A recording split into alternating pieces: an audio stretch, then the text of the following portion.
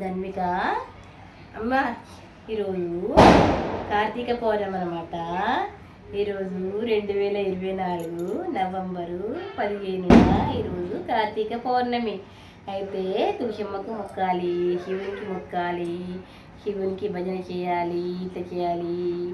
నమ శివాయ ఓం నమ శివాయ ఓం నమ శివాయ ఓం నమ శివాయ నమ శివాయ ఓం నమ శివాయ ఓం నమ శివాయ ఓం నమ శివాయ నమ శివాయ ఓం నమ శివాయ ఓం నమ శివాయ ఓం నమ శివాయ నమ శివాయ ఓం నమ శివాయ ఓం నమ శివాయ ఓం నమ శివాయ.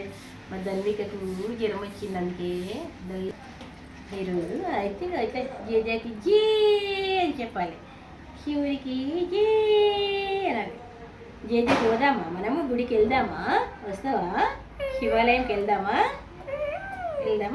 సరేనా? వెళ్దాము. అయిందా పని?